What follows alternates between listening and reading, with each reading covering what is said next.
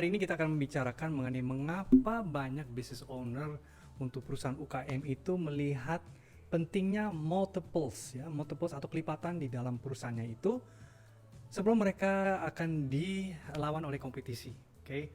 Multiples itu adalah sesuatu yang tidak banyak dibicarakan di dunia bisnis karena memang banyak di dalam kalangan UKM maupun di perusahaan-perusahaan mikro itu tidak mendapatkan informasi atau pengetahuan apa sih yang kita sebutkan dengan multiples atau kelipatan itu.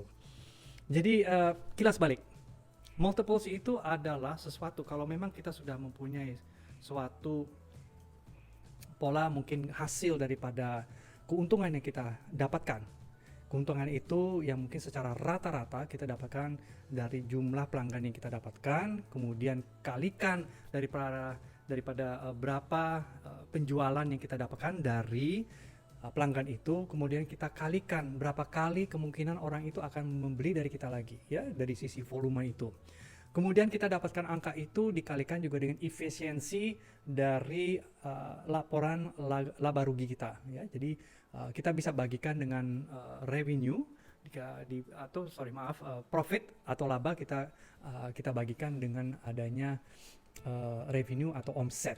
Nah, di situ kalau kita sudah dapat angka itu dan kita sudah tahu kinerja yang kita rata-rata kita bisa dapatkan secara konsisten dalam suatu periode tertentu, dalam setahun atau dalam 6 bulan umpamanya, baru kita mikirkan dengan kelipatan atas hasil itu atau multiples dari hasil itu. Nah, multiples itu bermacam-macam yang kita bisa lakukan.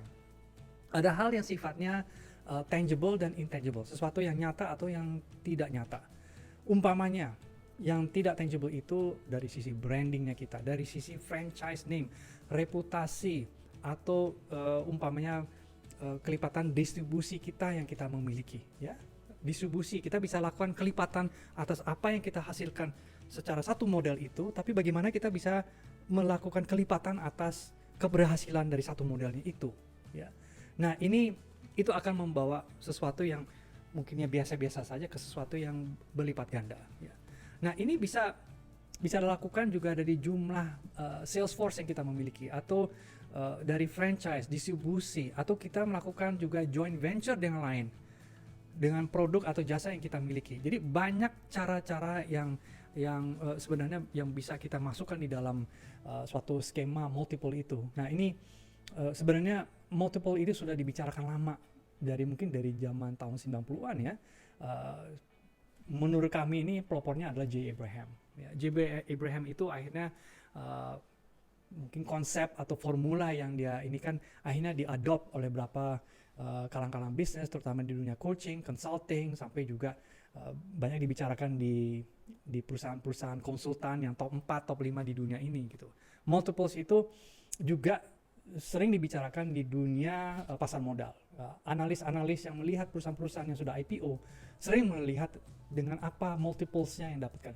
Jadi bukan hanya multiples dalam arti nilai saham, dikalikan juga umpamanya earnings price ratio kayak EPS dan sebagainya, ya. Mungkin agak terlalu canggih yang membicarakan mengenai dunia pasar modal itu. Tapi valuation itu atau nilai sebenarnya bisa kita mendapatkan ancang-ancang atau kita mendapatkan juga estimasi yang real karena ini adalah angka-angka yang kita dapatkan sendiri.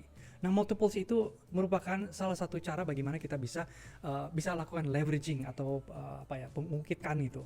Jadi ungkit dengan kinerja yang kita ciptakan itu. Jadi itu adalah salah satu bagaimana multiples itu bisa menjadi kunci utama untuk pertumbuhan perusahaan. Nah, kunci daripada suatu strategi perkembangan di perusahaan apapun, besar, kecil, menengah, dan sebagainya, itu juga adalah tergantung daripada kemampuan manajemen untuk melakukan leveraging tadi.